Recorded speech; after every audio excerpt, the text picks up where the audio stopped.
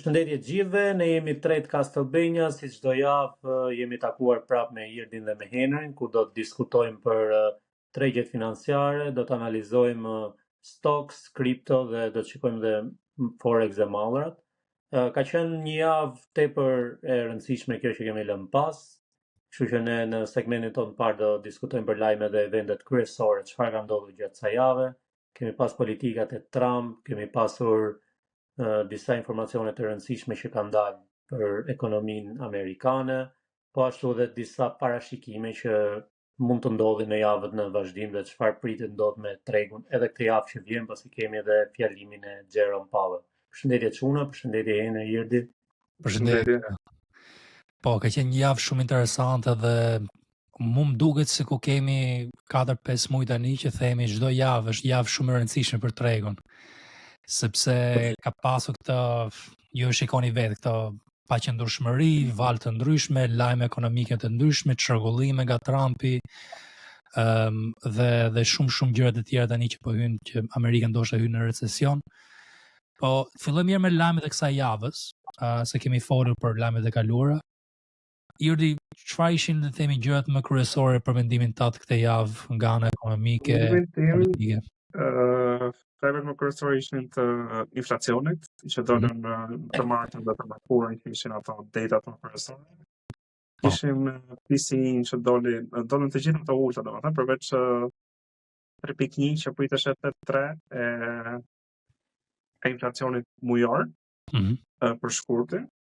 Po përgjithsisht dolën shumë mirë 2.8 që priteshet 3 inflacion, core inflation duket doli 2.8, ndërkohë që priteshet 3, edhe kjo i dha një hof tregut, sepse ishim red të gjithë javën, edhe kjo ishte ajo që shpëtoi pak a shumë tregun, për mendimin tim. Kishim Trumpin me tarifat prapë, Kanadai previ energjinë elektrike pjesën veriore, më duket,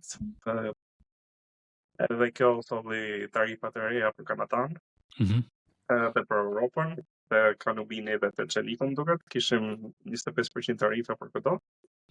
Pak a shumë këto, kishim edhe rënje goxha të tregut, në pothuajse 1-2% çdo ditë, deri në fund të javës, domethënë ku patëm një rritje të vogël për 2% tek S&P, për në dark. Pak a shumë këto ishin në përgjithësim, presim tash fjalimin e Jerome Powell, kjo sikur këtë javë edhe inflacioni nuk kishte edhe impakt. Sepse pam pak tregun të mërkurën, po e pam direkt në ulje, pastaj në fund të mërkurës edhe të njëjtën. Vetëm të prejte me siguri për shkak të option volume kishim atë rritje, domethënë që janë detyruar institucionet të blejnë ose të shesin në bazë të kontratave. Nuk është se ishte një rritje ekonomike që duket se kemi një mean reversion, siç e ka thënë edhe ti te perspektiva, edhe jo një rimarrje të trendit, po. Për blerje. Kështë ka volum thjesht. Edhe unë e vura re që zakonisht ky lajm i kaq le të themi pozitiv i inflacionit, se është lajm pozitiv, do sillte një eufori blerëse në treg, po që tregu do ishte vërtet. Po që tregu do ishte akoma bullish, po flasim ose në animin për një trend që vazhdonte për lart. Janë thyr shumë struktura teknike që unë i kam mbuluar si te Telegrami edhe javën e kaluar te S&P 500 dhe te tregjet, prandaj akoma investitorët janë të fiksuar. Dhe më shumë ishte një javë që gjatë fillimit të javës për mendimin tim bears po muloshin veten sepse kishin hyrë bearish, edhe kishin fitimet e veta po dilshin te zona që ishte të themi fillimi i javës. Po eksakt. Dhe po muloshin ato vetën nga lajmi që mund vinte te inflacioni ose ndoshta ndonjë trap një trap nga bulls që mund të rritësh çmimi. Kjo më jep më shenjë që do ketë një mean reversion. Ti diskutove Irdi ose ndave te Telegrami që kishte edhe shumë bears që po hyshin te çmimi 5600 diku aty. Dhe ndoshta po i fusin një trap ato bears aty me këto options trading, që mendova unë që besoj që ajo do ndodhi. Edhe edhe që 500-600, pastaj direkt post market fillon të bita dhe që të premten. Kështu që pse hëna do jetë goxha interesante si pikë për të parë. Po. Për mendimin tim akoma jemi te rrugtimi të mirë reversion, ajo çmimi mesatar 5700, 5800, ndoshta edhe pak më lart, që të fusi dha ca tregtar. Po, e vetmja gjë do të thënë që këtu do të thënë është e rrezikshme gjatë fundjavës është zakonisht gjatë fundjavës Trumpi dhe lajmet më të mëdha ekonomike, kështu që kjo është problemi më i madh. Po, të tjerën e kaluar më duket kishim ato tarifat me Kanadan që u rritën prapë, me Kinën, kështu që para 2 javë kishe lajmin që do blente çdo kripto ato altcoins kryesore XRP, Solana këto dhe u çmen tregu dhe u rrit. Dhe pastaj ato persona që hyn i hum para për poshtë tregu. Kështu që nxjerr lajme gjithmonë fundjavës. Por është për të parë. Për Trumpi do thojë gjë që Trumpi po vazhdon këto politika dhe le të themi synimin e tij është që të uli vlerën e dollarit, të sjellë industrinë në Amerikë në këtë mënyrë. Po flasim prodhimin amerikan, njerëzit mrena për mrena Amerikës ose ato që jetojnë në Amerikë mos blejnë produkte jashtë shtetit, po ti blejnë produktet e mrenshme të Amerikës. Po i bën gjithë këtë gjë për të ndërtuar le të themi një ekonomi më të fortë thotë ai. Por ku kam parë nëpër lajme ka thënë që edhe një recesion është okay. Mund të ndodhi edhe është okay me recesionin. Edhe kjo është një gjë që unë jo vetëm te Trumpi, po kam parë edhe të tjerë që thonë që recesioni është okay, është një gjë që duhet ndodhi ose një gjë e natyrshme në treg, ka më shumë frikë inflacionin. Edhe këtë duhet keni parasysh që ato nuk e kanë problem që të rënohen njerëzit e thjesht t'ja marrin parat retail traders si ja kanë marrë në all time highs te S&P 500 dhe te Bitcoini dhe këto. Janë okay me atë pjesë sepse thonë që është diçka natyrale në treg. Një gjë që vura re te Trumpi këtë javë tjetër ishte që rriti tarifat për Kanada, nuk e di për ca metale. Rriti po thosë 50% tarifat për Kanada, të metalet edhe për Europën që rriti metale. Po pastaj mrena ditës e uli prap. Uli prap. Sepse kështu do të thonë që ka vetë që po e kalon cakun domethënë, sa i po i përvosi, po i përvosi leverage. Po ideja është asnjë nuk po bie prej leverage dhe marrë domethënë. Po bëhet si bor monoton për të gjithë, edhe për tregun, edhe për alatët, për ata që tregtojnë në Amerikë domethënë. Nëse ta rritim edhe ata po i rrisim edhe ne. Në fundit do humbim të dyja palët, pa Amerika humb gjithmonë më shumë. Duke qenë se ka ekonominë më të madhe. Po, ajo që do të thonë është që një president serioz ose një kryeministër serioz si mund të ngrej tarifat mrena një dite dhe pastaj po të njëjtin ditë i ul prap te zonë tjetër. Kjo është ajo plani i atij që mendoj unë po krijon të shrogullime në treg që mos ketë besim tregu, nga do marrë animi, çfarë do jetë impakti dhe pasiguria është arsye pse tregu nuk vazhdon tani prap për lart. Kjo pasiguri të investitorëve është që arsye kryesore pse po dalin njerëzit edhe nga investimet e le të themi amerikane dhe po hyn në tregje europiane. Që unë vazhdoj të shikoj Europën që Europa dhe Kina kanë ecur jashtëzakonisht shumë. Dhe aty jemi pozicionuar ne. Kjo është ajo le të themi që shikoj unë si le të themi problematika. Pastaj kam darë dhe ca analizat e tjera le të themi që ai ka dëshirë të krijojë një krizë për mendimin tim, kjo është mendimi im, spekulime, le të themi mund thosh që do të krijojë krizën që të bie herë ekonomia dhe periudhën 3 vjeçare të fundit se recesioni do vinte që do vinte. Ne e dishim se kemi parashikuar që në dhjetor, që në gush kemi folur për recesionin këtu dhe frikën e recesionit, do që të bie herë tregu dhe pastaj të rritet dhe të thotë ja un kam bërë diçka të jashtëzakonshme për amerikanët, në periudhën e fundit të mandatit, ato 2 vjetet e fundit apo 3 vjetet e fundit të jetë pozitiv.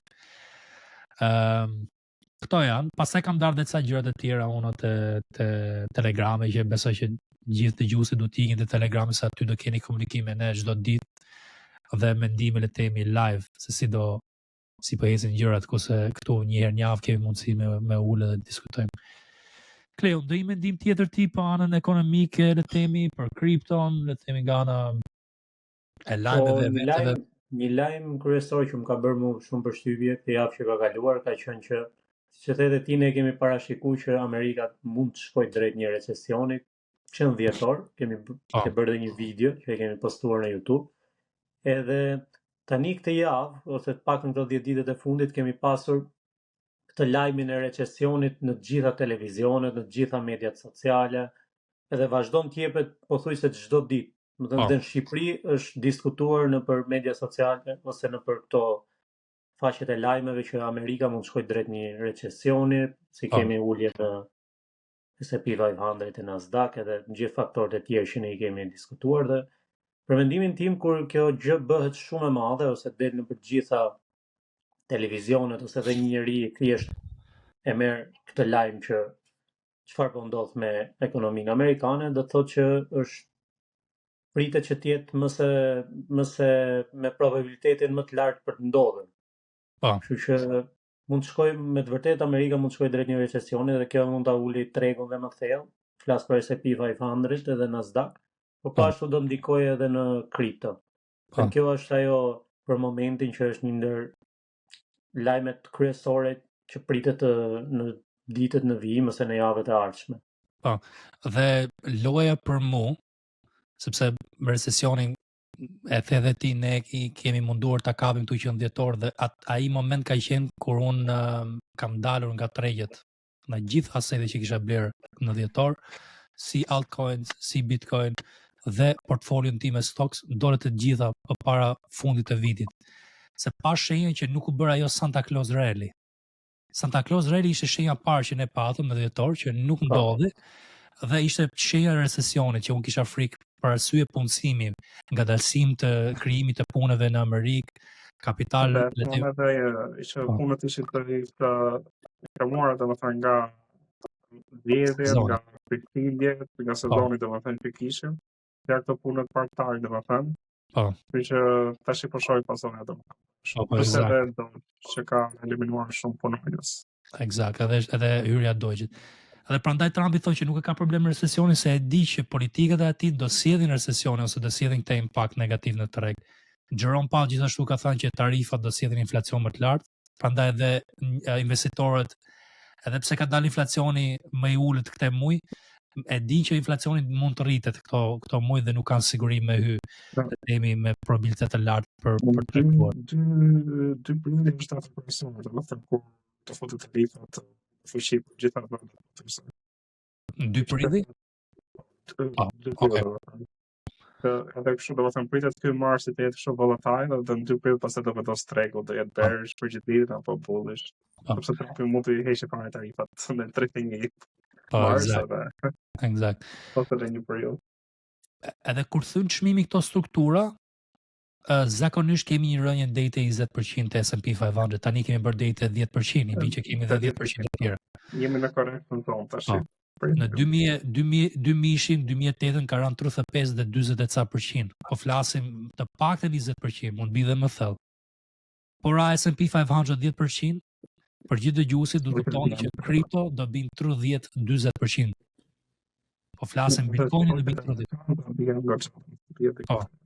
Pastaj dhe ato që thotë stocks, aksione individuale do bin dhe më shumë, më thellë. Dhe do të keni shumë kujdes. Loja që unë parashikoj dhe e kam darë dhe te Telegrami, prandaj gjithmonë juftoj që të bëni pjesë, është këtë mean reversion të tregut të çmimeve mesatare me fjalimin e Jerome Powell edhe lajme pozitive që të flasë ai për tregun dhe pastaj një ulje ndoshta më thellë me tarifat ose ca lajme të tjera që thotë ieri që vinë ndoshta në prill. Por ajo zona mbas mean reversion është zona kyç që është 50-50 probabiliteti, nuk i dihet akoma nga do iki tregu. Po atë zonë do ta studioni me kujdes. Edhe ne këtu unë rigidit dhe merrem me tregun, nuk do merrni informacione më të sakta, të paktën në tregun shqiptar, sesa tyni të Telegramit dhe të dini momentin që unë do anoj bullish ose bearish në ato momente kyçe mbas 2-3 javësh që do ketë themi këto lëvizje. Dohet flisë edhe pak për dollarin, keni informacione për dollarin çuna, apo si mendoni ju? Keni ndonjë informacion Nuk e sigur, vetëm Gold që kishte dhënë që rriti all time high. Po. Kështu që shumë sepse ishin Microsoft stocks. Nuk kemi unë të stok, kemi ngritjet e dollarit, por nuk është se kanë. Po. Dollari vazhdon ato që ka probleme me tarifat, po ulet dollari. Edhe ka kapur një zonë tani teknike që mendojnë që mund të rritet dollari. Ndoshta rritet me gjithë tregun. Dhe pastaj shikojmë se si do heci dollari dhe do jetë kjo lidhja dollar kundër tregut, se zakonisht është e kundërt, kur dollari ulet, tregu rritet. Por nuk ka hecur në atë mënyrë këtë kohë, sepse ka pasur këto politika. Po mendoj që dollari mund të ketë temi një rritje këto javë. Flori që the ti Jordi ishte një situatë shumë të mirë anën teknike, unë kam darë të Telegrami, grafikat. Besoj e mulum dhe këtu javën e kalume. Javën e kaluar, fix. Javën e kaluar, presim 3.000 dollar të javë. 3.400. Tani vala tjetër për mendimin tim, unë mendoj që shkon te 3.200 floriri.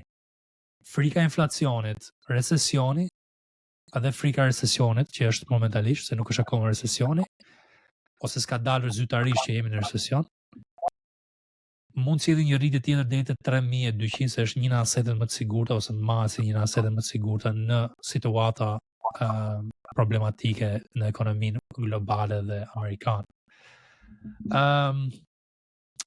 Një lajm pozitiv ishte që këto kërkesat për ndihmë kur dalin pa punë njerëzit ran pak, një lajm që nuk pati fare ndikim, po du ta marrim gjithmonë syrin te këto nivelet e punësimit dhe sa persona dalin pa punë.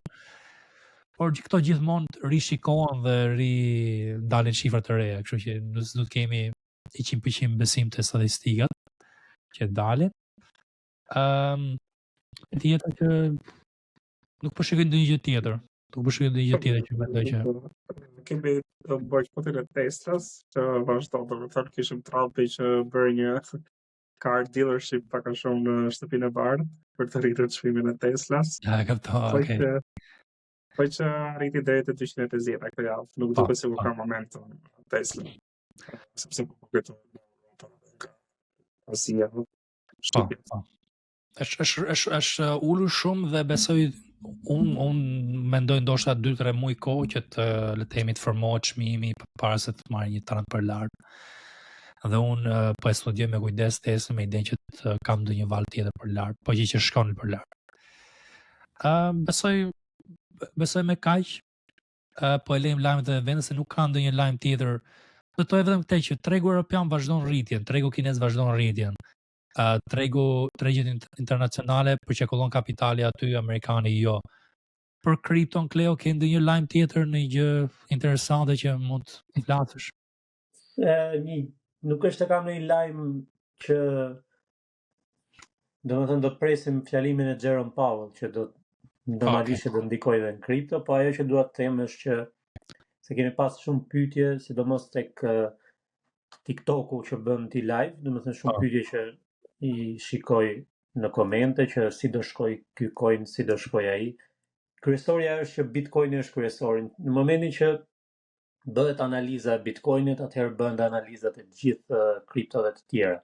Është njësoj si në stocks që bëhet analiza e S&P 500, Nasdaq, VIX, edhe disa të tjerë dollarit, edhe ashtu parashikohet edhe tregu si mund të ecë. Në përgjithësi për kriptot. Kështu që më mirë mundohuni te Bitcoini, shikoni analizën e Bitcoinit, edhe pastaj me ato do parashikoni edhe gjithë tregun. Po ashtu dhe Ethereum, po thuaj se të gjithë coinsat e tjerë janë me të njëjtin formim çmimi siç e ka Ethereum. Në momentin që lëviz Ethereum do lëvizin edhe të tjerat. Eksakt. Kjo është përshtypje që kam parë, domethënë është shumë nga audienca jote, domethënë i merr lajmet e kriptove shumë seriozisht dhe kjo është shumë problematike domethënë. Shohim diçka që do blej SBA-ja, do hapi, do lidhë faqe zyrtare të SBA-s, Ndërkohë që asë nuk e provojnë informacionin, kam edhe një screenshot, as një link, domethënë, Po. edhe kam shumë frikë që mund të gënjesh shumë kollaj, kështu që do të bëj shumë kujdes. Po është një problematike që edhe unë shikoj një lajm që SBA do blej kripto. Por nuk i hyn në detaje le të themi analizës. Nuk ka asnjë link, asnjë provë ose shumë outlete të ndryshme, domethënë, fokusohen vetëm te një outlet ose lajmi i Trumpit. Është problemi tjetër që ishte këto kohë të fundit, lajmi i Trumpit, që çmimi do iki po lart, do jemi mbullran sepse Trumpi thotë që do blej Amerika ose do bëj një fond strategjik për kripton. Okej, da bëj, po do procese ligjore për të hapur ai fond. Do procese me Bankën Qendrore Amerikane, ka procese në Senat që të aprovohet dhe të ndryshohet ligji për Bankën Qendrore Amerikane, ka procese le të themi për të ndërtuar ekipin që do hyj me mënyra strategjike që do menaxhoj fondin strategjik. Është ndoshta 1 vit, 2 vjet larg. Gjëja tjetër është institucionet, ndoshta se kemi këtë konceptin në shqiptarët, po institucionet janë pavarur në Amerikë, nuk e dëgjon guvernatori i bankës çfarë thotë presidenti ose çfarë thotë dikush tjetër. Një gjë që kam parë shumë komente është që Trumpi kërkon uljen e normave të interesit ndaj pozitive për tregun. Jerome Powell, unë kam dëgjuar vetë herën e fundit që foli, edhe tha ne do vazhdojmë me mandatin tonë që do kujdesemi për ekonominë amerikane duke normalizuar gjendjen e inflacionit dhe të vazhdojmë që të kemi një treg punësimi të fuqishëm. Trumpi mund të ketë dëshirë, por ne do vazhdojmë me votimin tonë si antar të Fedit që të vendosim a do kemi ulje apo jo. Pak a shumë i ka thënë nuk varemi nga Trumpi. Trumpi është thjesht president. Unë jam guvernator me mandat veç nga institucioni i presidentit. Nuk, edhe prandaj e kam thënë disa herë dhe të telegramit dhe të videot, njerëzit e marrin si provokime ose le të themi sikur unë po bëj një gjë le të themi provokuese, kam thënë nuk e bën ligji në treg Trumpi. Okej, ka ndikim politikat e Trumpit, por nuk është faktori numër 1 Trumpi ose faktori kryesor. Çfarë ka thënë Trumpi dhe çfarë do bëj Trumpi, janë qarkullimi i kapitalit i institucioneve që investojnë në tregjet financiare, qarkullimi i kapitalit dhe ku duan ato të hyjnë, pastaj sentimenti që kanë njerëzit në anën psikologjike dhe investitorët kryesor që bën tregun televiziv nga ekran në ekran tjetër. Kuptohet që Trumpi ka impakt, por është thjesht nuk është kryesore, nuk është numër 1. Dhe ajo që thotë Irdi që janë të pavarura këto institucione, si Senati, si Banka Qendrore Amerikane. Edhe kanë bërë kastinë për postasin për shtet absolut, kështu që. Eksakt. Nuk kemi në Shqipëri që bëhen gjërat ndryshe ose në shtet tjetër që bëhen gjëra ose ka shtete sa dush që bëhen gjërat ndryshe. Në Shqipëri ka institucione të pavarura. Po, institucionet janë Spako. Po. Okej, mos merrem me atë pjesë.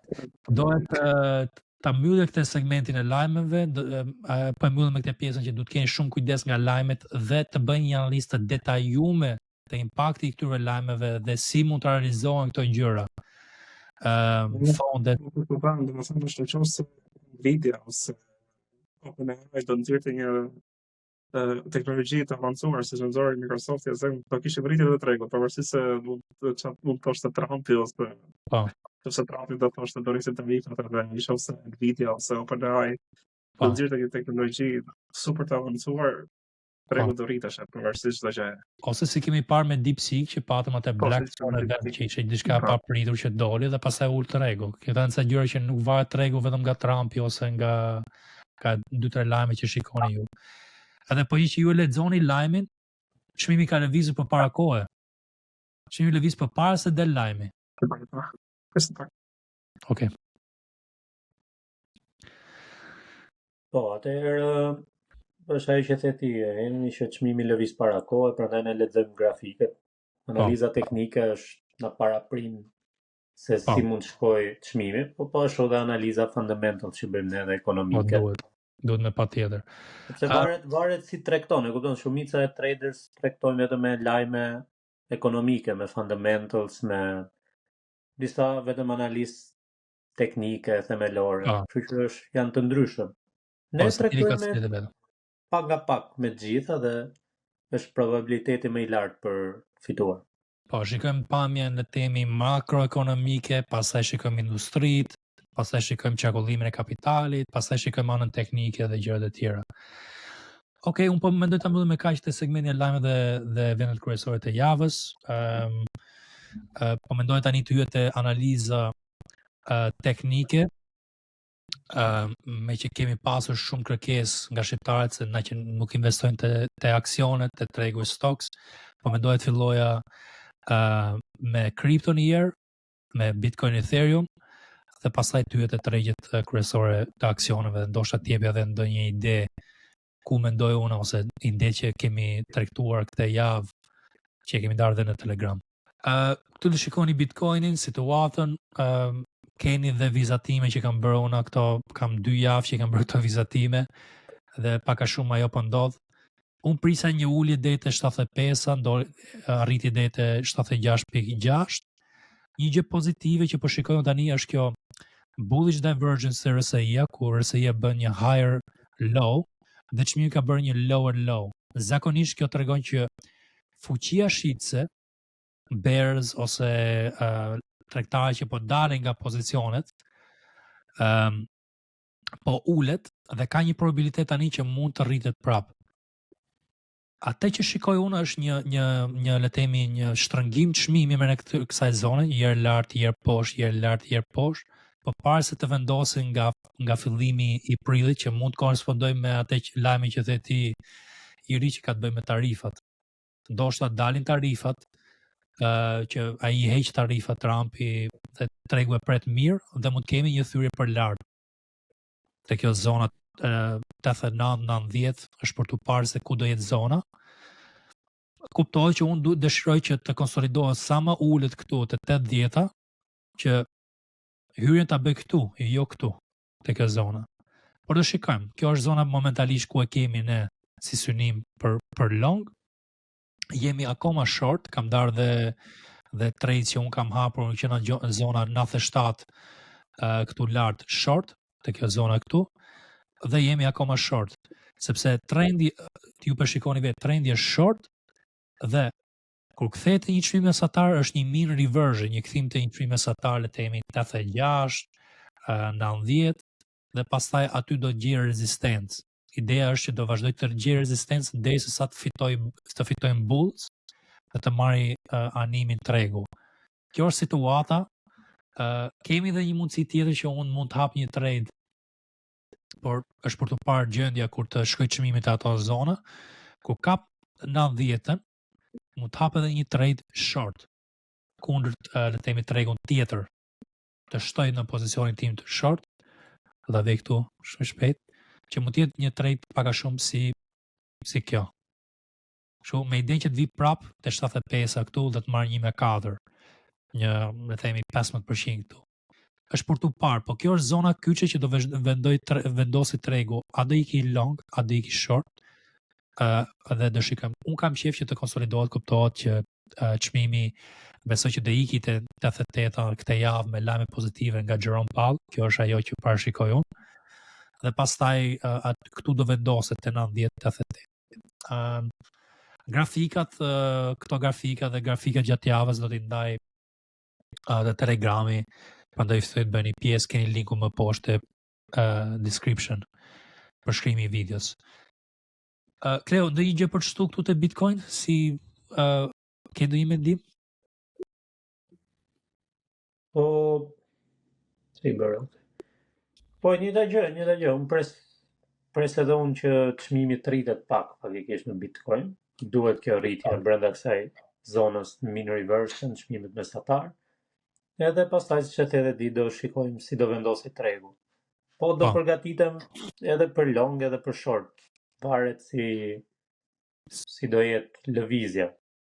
Po, eksakt. Mjafton që të kapin ato momentin e duhur kur të futemi. Po, edhe short dhe ishte një trade shumë e mirë, sepse kemi 1.4 këtu te kjo zona 90 po e kapi. Edhe mendoj që kjo mund të jetë frika, pastaj po i ikin edhe më thellë, dhe kemi me vërtet një recesion që hyn mbas 2-3 javësh, mund t'i deri të 24% të 69-ta, kemi edhe një zonë tjetër të 66-ta që unë e kam gjetur këto javë. Këtë javë e kam gjetur që është kjo zona këtu. Mund t'i bi hyn recesioni, ulet tregu ose Bitcoini ulet 24% dhe ndoshta Nasdaq dhe S&P ulen dhe 10% të tjera. Kjo është për të parë. Është shumë e vështirë le të themi situata këtu. Thash, ne jemi short. Okej, tani Ethereum. Do shikoni që formimi çmimi ka qenë ndryshe. Nga dhjetori që kemi ndalur ne, ka vazhduar këtë trendi për poshtë edhe ka bërë konsolidime afat shkurtër, themi ja kemi këtu një mean reversion, mund të quajmë këtë. Gjithë këto blerje për lart kanë qenë deep buyers, kanë bler deepin këtu. Edhe pastaj ja kanë marrë gjithë paranë këtu poshtë. I kanë likuiduar këtu. Deep buyers në mean reversion vazhdon trendi për poshtë. Prandaj nuk më intereson mua akoma, sepse këtu mund të kemi një tjetër deep buy dhe pastaj një trend më thellë për poshtë. Një zonë më poshtë, po që ikën tregu për poshtë, kam gjetur zonën 5500. 1500. Diskutimi është se ia nuk është oversold. Kështu që po shikon këtu. Ka bërë këtë shenja fillestare një bullish divergence, sepse shikohet lower lows të çmimi, higher lows këtu të RSI-a, por për shikoni vetë, shikohet këtu, support, pa pasaj shihet direkt. Këtu nuk është që po tregon ndonjë fuqi blerëse të kjo zonë. Kemi 4 ditë që rrim po në njëjtin pozicion. Mund të ketë një blerje ndoshta nga Merkura. Kjo është ajo që ne parashikojmë në gjithë tregjet, jo vetëm në kripto. Është për të parë me kujdes. Kuptoj që unë du një farë konsolidimi këtu, pastaj mund të ikim long, short mund të jetë kjo lëvizja mbas ritestimit të zonës kyçe që është 2300, diçka e tillë, me ide që shkoj te 1500. Kjo të ishe shorti këtu, që unë përshikoj. Po, prilli është zona tani që mund. Njërdi do të alozi kripton me ne këtë valë, se e ketë sigur që do fitosh lek. Po. Më bëni tak për të hene. Më qani Discordit. Do themi. Kjo është trendi është short, unë jam në një pozicion nga 3300 këtu që kam hyrë për short, dhe që kam kodin që më jep këto short edhe long kur janë kryesore, dhe jam okay këtu. Kripto të tjera nuk është që kam ndonjë kripto, po vëzhgoj Trump Coin, po Trump Coin e kam darë të Telegrami, besoj do t'ikni aty që po që bëhet gati tregu për shkur për lart. Unë do mundom të kap një meme coin thjesht për të treguar që me strategjin ton, strategjin time, edhe meme coins mund t'i kapësh. Apo jo, Kleo? Nëse që e kape. Që? Po, normalisht. Ka të përqef do hyte... Ky do të bëjt trade atë Trumpin, unë i thash po nuk hy, ky thot ka të përqef. I bëjë. Po, do hy. Një coin tjetër që doja të shikoja. Po? Që në dojë? është kjo OMA USDT, ja shikoja një këtë shumë. Në qenë kjo si coin, se ka pas rritje të vazhdueshme. Po, është nice. Kjo pas ka treguar fuqi relative kundër tregut në përgjithësi, sepse ka bërë le themi konsolidime këtu, edhe thyrje për lart. Konsolidim tjetër tani që po shikojmë këtu. Zona që mund shikojmë është kjo zona mbi 6.7 me stop loss tu për të rimark këtë all time highs. Është një me 2.8, Pastaj kemi edhe trendin afat gjatë që keni këtu. Që pak a shumë po e manë, shikon? Supportin. Kjo ka qenë. Ke pasur dhe këtë zonën këtu në thyrje, për lartë, në bas një konsolidimit, se po i vizatoj sepse du që të shikoni pamjen pak më qartë, në bas konsolidimit, se kam parë ndonjëherë këtë sikojnë, keni konsolidimi këtu, ke tjetër të kjo zona supporti. Këto janë tre kënd që pak a shumë që po krijohen, shtrëngime çmimi, pastaj shpërthime dhe trend. Dhe këtu ke pasur. Formohet mirë, Kleo. Mbaj në vëzhgim dhe më thuj për që ka ndonjë mundësi këtë javë që po e ve edhe një alert këtu te kjo zona. Po e kam vendosur një 2 alerte, kështu që do ta kem në. Po. Dhe vem një alert këtu.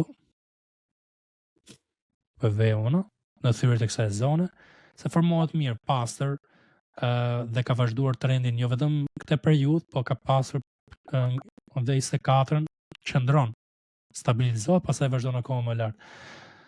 Për projekte kështu nuk e di se çfarë projekte merren këto, se nuk e shikojmë shumë. Shikojmë më shumë formimin e çmimit e kripto, po duket qartë që shtrëngime çmimi, vazhdimsi, gjithkohës. Po varet se sa do zgjasë kjo le të themi formim kështu. Okej. Kemi këtë në vëzhgim. Kemi vënë një alert.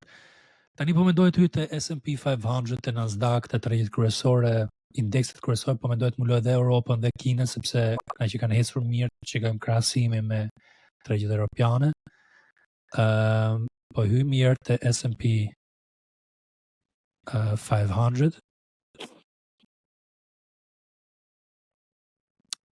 Dë shikoni këtu që parashikimi im gjatë javës ka qenë që do shkoj te një mean reversion te kjo zona 5800, ritestim e kësaj zone këtu. Kjo është një formim këtu lart, quhet Wyckoff distribution, është një formim çmimi ku bëjnë distribution ose shitje me volume të larta ngadalë avash avash për një periudhë të gjatë institucionet. Kjo ka qenë një Wyckoff distribution. Që të formohet një Wyckoff distribution, duhet të bëjë një ritestim të zona që ka thyer. Kjo ka qenë zona te 5800, 5900. Riteston këtë zonën dhe pastaj ikë më thellë. Kjo është setupi që unë kam darë dhe në Telegram. Do të mundohem ta tregoj tani këtë foton. Është kjo, një sekond. A mund ta tërheqte? Ja. E keni këtu. Shikoj. Kjo, formimi e shikon? Higher falso, ulet. Bear trap, bull trap. Bear trap, bull trap. Pastaj ulet, bën ca falso këtu, ngrihet prap dhe pastaj bën një ulje dhe më të thellë. Kjo është ajo Wyckoff distribution, pa ka bërë këtë Wyckoff distribution, shikoni këtu, dhe tani do të shikoni formimin e çmimit, ja, e keni këtu. Korespondon pak a shumë perfekte me atë formimi që tregova unë që bëjnë bull trap, bear trap. Këtu. Dhe ka futur shumë tregtar. Çfarë Kleo? Çfarë Irdi? Po thosha që në fjalimin e parë, lidhja e option edhe calls edhe puts, edhe sepse do ketë shumë volatilitet edhe më mirë. 5800, çfarë godet 5800. Ashtu është, do të ketë një moment vendimtar. Kjo ka qenë situata, tani po që ka impakt recesioni, gjërat e tjera, duhet bie 20% çmimi. RSI është bërë shumë e shitur, prandaj kemi një rritje tani. Pastaj do normalizohet RSI te kjo zona 50, mund të bëjë edhe një shitje tjetër, që të ikë trendi më thellë te 20% që është deri këtu, 4900. 4900 Irdi është një zonë perfekte që ta akumulosh për bler. Pastaj varet se sa do ikë tregu. Për bler le themi. Unë me pasë, po ta vjen që të 550, domethënë ajo thyrë aty ishte shumë e frikshme. Po. Te kjo zona këtu? Këtu? Po. Kjo ka qenë një bear trap, ka futur shumë bears më shumë, dhe tani rritet, ja merr kapitalin atyre, pastaj fut bulls këtu, ja merr edhe paranë atyre dhe ikin poshtë tregu. Po flasim institucionet. Sidomos me këto options, sepse tregtarët thjesht tregtojnë, shumica tregtojnë me options dhe nuk kanë kapital dhe mundohen që të pasërohen shpejt. Por po që i zgjuar si Irdi, që ditë të tregtoj options. Vetëm të nia, që këto dhe ku të të për shirë, që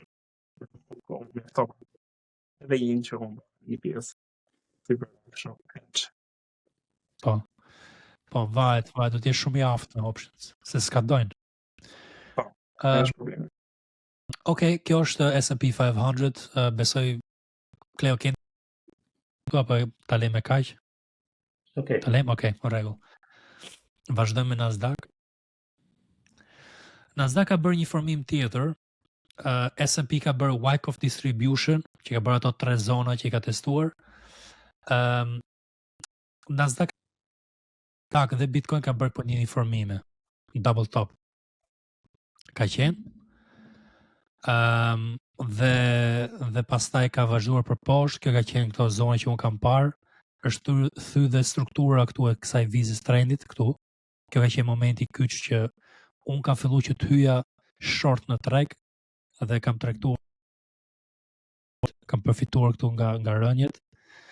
Vetëm antarët e komunitetit privat kam parë ato short, se të hysh short në treg është shumë e rrezikshme dhe duhet dishte si të manovrosh në menaxhim. Edhe vetëm ato e kam parë, nuk e kam darë të Telegrami, se s'duhet të djeg persona që nuk din të tregtojnë atë mënyrë.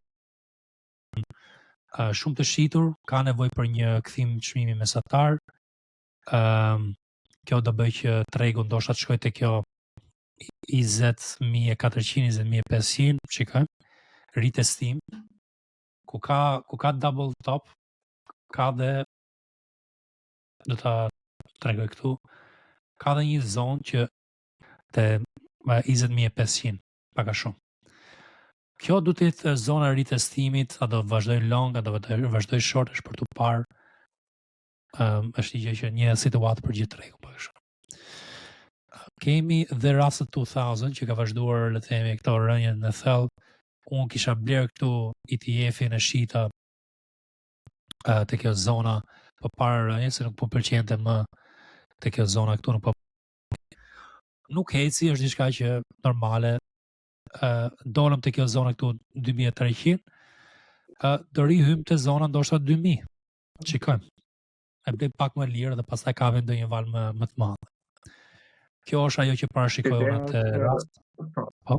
Ideja është që nëse mund të vjen në recesion, ku kompanitë më të vogla është më e rrezikuar, prandaj kemi pasur me këtë shitje.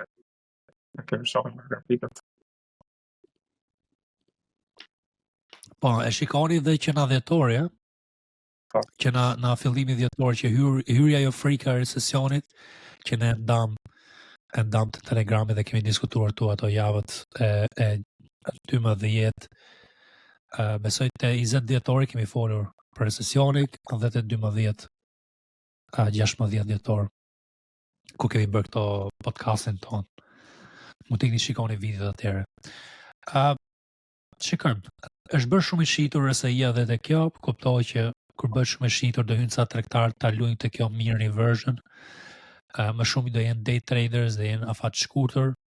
Ne na që jemi afat mesëm, nuk më intereson kjo zonë, ku gjese që do jetë kjo mean reversion e tregut në përgjithësi. Një sekond. Ta vizotojmë është kjo. Kjo ka ishte momenti kyç që unë kam ndarë dhe te Telegrami, që këtu po thyet këtë zonë, filloi tregu të ikte short. Prandaj kam me vizatim këtu. E keni te Telegrami gjithë analizat që bëj të VIX-it ditë për ditë. VIX-in unë kam si kryesore, e shikoj ditë për ditë sepse tregon frikën dhe lakmin greed ose fear dhe greed anglisht në treg. Dhe ka pasur shumë frikë këtu, tani po ulet frika, po rritet tregu, besoj që mund të rritet prap frika mbasi një periudhë ose ndonjë lajm tjetër që mund të nxjerrë tregu. Dhe evente ekonomike është për të parë. Kjo është situata e VIX-it. Tani do të muloj pak tregun e Kinës, që ne kemi tregtuar tregun e Kinës. Unë kam bler ETF-in e Kinës te fondi AISA këtu në Angli, kam bler këtu. Jam 25%, 24% plus. Unë kam bler këtu te dipi, të them drejtën, i fondit.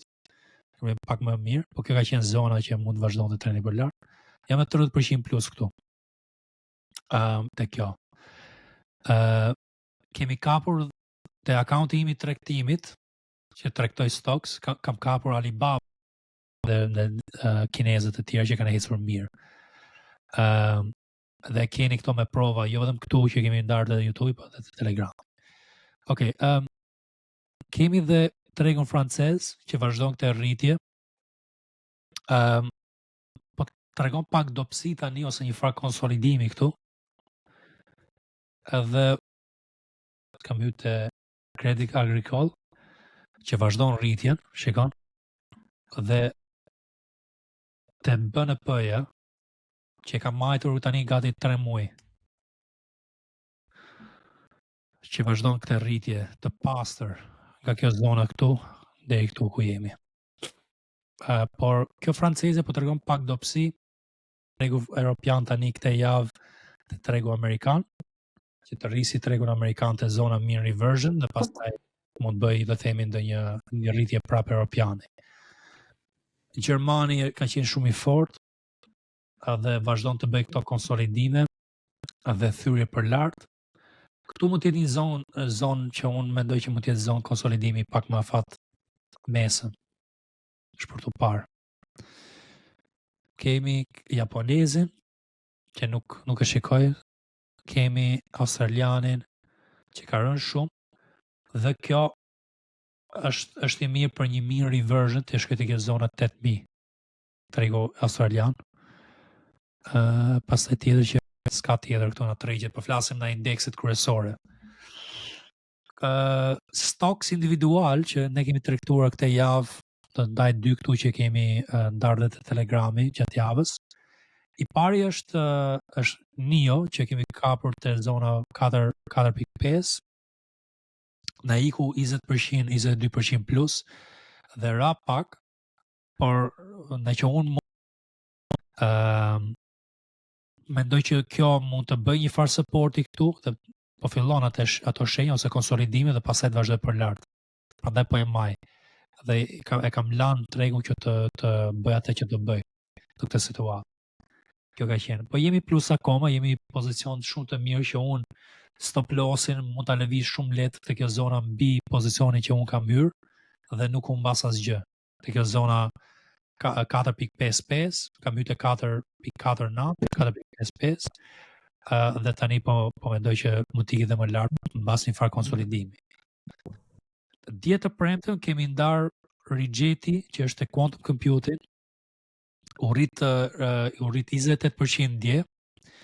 Ne kemi hyrë te kjo zona 9. Pak më lart, them drejtën, te 9.9 këtu. Se heci pak si me vrut të madh, unë kisha dëshirë ta kapja 9.5. Janë gjëra që ndodhen në treg ku ka vrut të madh në një aset. Jemi plus edhe mendoj që jemi në start të një trendi, sepse gjithë sektori, gjithë industria quantum computing po vazhdon për lart tani. Kemi dhe QBTC-n që pati ca lajme pozitive që ne kishim në vëzhgim dhe për fat keq nuk patëm mundësi me e kap, që shikoje ka ecur këtu. Zona që unë për studioj të QBTC ka qenë kjo zona te 5.7, te ndoshta edhe te $6 dhe ishte perfekte. Për kapur. Dhe është një aset që unë doja ta kapja me patjetër, se kjo tani ka arritur një profit që në momentin që unë kam darë analizën këtu të Telegramit 79%. Unë nuk e tregtova një gjë që ndodhen edhe të shikojmë se sa do heci tani. 79% për 3 ditë. Kuptohet që ne mundohemi të kapim momentin kyç ku ka vrull. Rigjeti po njërin shenja po tregon këtu, është për të parë se do heci tregu në përgjithësi. Unë mendoj që RR-ja. Këto ishin se s'ka shumë ide të mira këtë javë, se tregu është i keq. Kleo, ndonjë gjë tjetër për shtu këtu të stocks, ke ndonjë mendim, ndonjë ide apo të lejmë kaq? Jo, nuk kam lojt përveç ligjetit që kemi lojt dje, por këtë javë që vjen, besoj se do të kemi mundësi dhe më të mira, se tregu ka qenë në rënje, kështu që ti ke lujt disa short, po nuk los short. Edhe shikojmë tani këtë javë që vjen. Kam hyrë short, isha agresiv. Jo vetëm që prezervova kapitalin në këtë periudhë, por bëra edhe 2-3% të tjera të portfolio gjatë rënies së tregut. Kapital pak për të akumuluar edhe ca profite të tjera në rënje. Dhe tani po mundohem kur të kapim trendin për lart, mendoj që do kemi 20-30% profit në një valë serioze për lart kur të vi, s'ka rëndësi.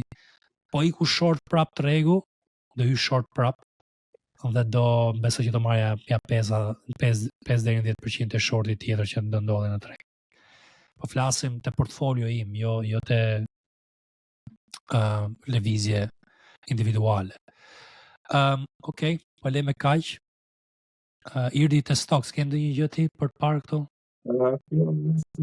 Nuk kam vënë rol Ionic, kam pëlqen, që dava që prisja të shkodër jetë e 5 po që ka 18 ori direkt, tek 23. Po. Industria në përgjithësi po rritet e quantum computing, dhe ishte shumë i shitur këtu Ionic, e shikon edhe të RSI-a, një zonë shumë i shitur. Po përket e ja, do të javës tjetër me një kontratë të vogël. Po. Nuk kam besim të tregut. Më rënë ajën, po vazhdoj ta kem në vëzhgim, kam në alerts dhe thyrit të ca zona. Ja, kam këtu të zona 36 afërsisht. Kur të thyet të zonë, besoj që mund të hyjë një vrull. E shikoni vetë që ka 1, 2, 3, 4 thithje këtu të 37, 38. Dhe prandaj unë nuk kam rrezik.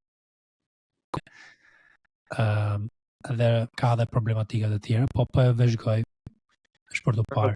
Finder take shumë long term stock për dividend, shumë interesant. Po. Është për të parë dhe kjo unë personalisht nuk kemë strategjitë të po për ata që kanë qenë dividendët, është një kompani shumë e mirë. Po, ndoshta, po. Është për të parë. Shikojmë dividendet sa ka? E ka goqa, 20% duke të që. 20% apo? Ja, nuk e bëjmë në fix, po e ka goqa. Nga që e ka dividendet që për kishte çmimi 60-70 dhe nuk e ka ndryshuar. Por që se ka në çmimi. Se më men kjo do t'jetë, dhe jemi gabim. 6.6. Po, 6% i këtë sigurta. Kjo është Pfizer? Apo e kam gabim? Po, kjo është Pfizer. Nuk është i keq në të se i merr 6% sigurta, gjatë kohës që ti e manë atë që thot i rrigjë mund të mash afat gjatë, dhe me idenë që ndoshta rikthehet fuqia blerëse të kjo dhe vazhdo marrësh diku të rritje çmimi, diku të le të themi 20% dhe dividend 6% për gjatë periudhës që ti po e man. Por 6% vjetore, kuptohet. Ajo do të coptohet në besoj si e pagon dividendin. Pagon 4 muaj. Po, çdo 3 muaj. Kështu që ta marrësh pjesë dividendit, varet se sa ta marrësh në rritje, po afat gjatë mund të jetë një gjë që ja vlen. Është diçka tjetër që nëse industria farmaceutik vazhdon të ecë për 10-15 vite, mund dalin kështu të rinja dhe mund të kemi një havë, domethënë, siç ishte në rastin e Covidit. Që përndaj vlen këtë lloj stoqesh. Mund të bash për 10-15 vite dhe diçka të ndodhi që të rrisë çmimin ndërkohë që i merr dividendin pasamisht. Duke qenë se kompani 100 vjeçare. Po.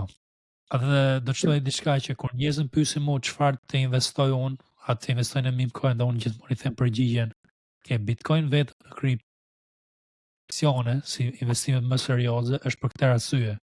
Je aksioner të një kompani që nuk le të themi falimenton asnjëherë si fajza, merr 6.6% sigurta, pastaj mund të marrësh dhe një rritje të çmimi i aksioneve. Ky është investim serioz, jo meme coins.